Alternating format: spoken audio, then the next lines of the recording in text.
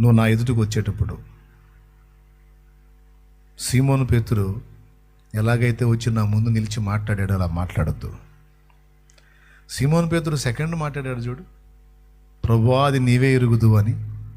అట్లారా నా దగ్గరికి అంటాడు ఆయన. నీ బలాన్ని చూపించి నీ అతిశయాన్ని తీసుకొని ఏదో రావద్దు నా దగ్గరికి. కొంతమంది దేవునితో అన్నారు కానీ పక్క వాళ్ళతో అంటుంటారు. అసలు ఆమె అలా చేయకూడదు సిస్టర్, అది ఇప్పుడు నాకు అలాంటి పరిస్థితి వచ్చినప్పుడు నేను అలా చేయలే, ఎట్లా చేస్తారో ఏమో నాకు అర్థం కాదు అని నువ్వు అన్నావా, గుర్తుపెట్టుకో, కొద్ది రోజుల్లో నీ బతుకు బయటపడింది. బయటపడే పరిస్థితి నీకు వచ్చింది అంతే. అసలు అతను ఎట్లా చేస్తాడో ఏమో, మరి ఇట్లాంటి వాళ్ళు చెండాలి. అసలు నేను అసలు అమ్మో నాకు ఎన్నోసార్లు అట్లా ఎదురైనా నేను అట్లా లేను అన్న కేసే. బ్రదర్, ఇది చాలా సీరియస్ మ్యాటర్, టేక్ ఇట్ ఈజీగా తీసుకోవద్దు. కొంతమంది ఇతరులను చూసి అలా అంటారు, వాళ్ళు అలాగే ఇలాగా, నేనైతే అలా కాదు అని ఆ సందర్భాన్ని ఎత్తి అవతల వాళ్ళని డిమోట్ చేసి తమను తాము ప్రమోట్ చేసుకుంటుంటారు. కేసు రాస్తాడు దేవుడు దాన్ని. ఆహా, వాళ్ళు బలహీనులంట, వీడు బలవంతుడంట, వీడి దగ్గర ఈ విషయంలో అతిశయం ఉంది, అక్కడ రికార్డ్ అయింది. అర్జెంటుగా ఇప్పుడు వీడి సంగతి ఏందో వీడికి చెప్పాలి నేనని, వీడి బలాన్ని విరగొట్టి చూపించాలని. అప్పుడు నీ నీతి ఏందో, నీ బలం ఏందో, నీ పరిశుద్ధత ఏందో, ఆ రంగు నీకు బయటపడేటట్టు, నీ బతికేందో, నీ బుద్ధి ఏందో నీకు తెలిసి వచ్చేటట్టు చేస్తాడు ఆయన. అప్పుడు కూర్చొని ఎడుతావు, వాడు తేడా వీడు తేడా అన్నాను తండ్రి, ఎవడు కాదు నేనే తేడా అని అప్పుడు లెగుతావు దేవుని ముందు. యేసయ్య వాళ్ళు తేడా కాదు వీళ్ళు తేడా కాదు నాయన, నేనే తేడా, నేను బలహీనుడను, నేను అయోగ్యుడను, నేను అపాత్రుడను. ఇంకొకటి గురించి ఎంచి వాడు తేడా వీడు తేడా అనే అంత నీతి పరిశుద్ధత క్రమము నా దగ్గర ఎక్కడ ఏడ్చింది?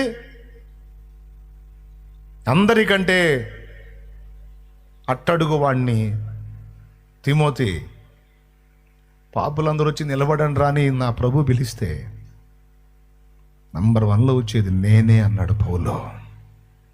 ప్రధాన పాపినే నేనే అన్నాడు ఆయన. పరిశుద్ధ పౌలని మనం పిలుస్తున్నాం. పాడు కూడా పాడు, పరిశుద్ధ పౌలుకు.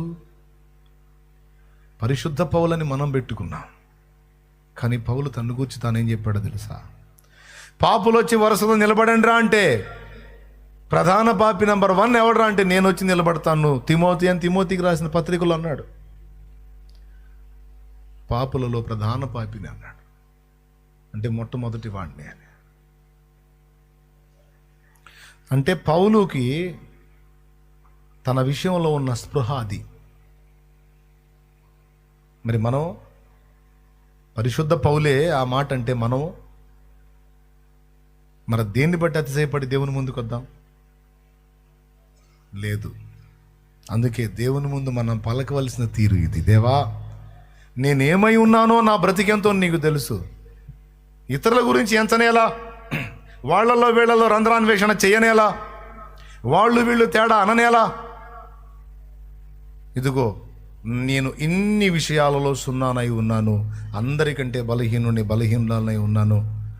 నేను అయోగ్యుని తండ్రి, నేను అపాత్రుణ్ణి. నేను ఏదన్నా అయి ఉంటే, ఏమైనా అయి ఉంటే నీ కృపే, నీ ప్రియకుమారుడే. అపుత్రస్య గతిర్నాస్తి, నీ కుమారుడు లేకుండా నాకు గతి లేదు. ఇదంతా తిరిగి తిరిగి తిరిగి తిరిగి ఎక్కడికి వచ్చి ఆగుతుందంటే యేసు దగ్గరకు వచ్చి ఆగుతుంది. ఎక్కడికి వచ్చి ఆగుతుంది? యేసయ్య దగ్గరకు వచ్చి ఆగుతుంది. అందరికీ అదే మాట చెప్తున్నాను. ఎవరెవరు ఏ ఏ విషయాల్లో శూన్యమైపోయారో, ఎవరెవరు ఏ ఏ విషయాల్లో తమ బలహీనతను తాము గుర్తెరిగారో, ఎవరెవరు ఏ ఏ విషయాల్లో తాము వట్టివారమని గుర్తెరిగారో, అందరూ కూడా యోచించుకొని ఒక నిర్ణయానికి రావాలి. దేవుని ముందు మోకాళ్ళుని నేను శూన్యం ప్రభువా, సున్నా అని దేవుని ముందుకు రావాలి. భక్తి విషయంలో సున్నా, పరిశుద్ధత విషయంలో సున్నా, నీతి ప్రవర్తన విషయంలో సున్నా, దయా గుణం విషయంలో సున్నా, త్యాగబుద్ధి విషయంలో సున్నా, ప్రేమ విషయంలో సున్నా, విశ్వాస్యత విషయంలో సున్నా, విశ్వాసం విషయంలో అంటే నిన్ను నమ్ముటలోను నీకు నమ్మకంగా ఉండుటలోను కూడా సున్నానే. నేను చాలా విశ్వాసం గలవాడిని, అందుకే ఇవన్నీ జరుగుతున్నాయి అంటానికి లేదు. నాలో ఏదన్నా విశ్వాసం ఉంది అంటే ఆ విశ్వాసానికి ఆధారం కూడా, ఆ కర్త కూడా నువ్వేనయ్యా.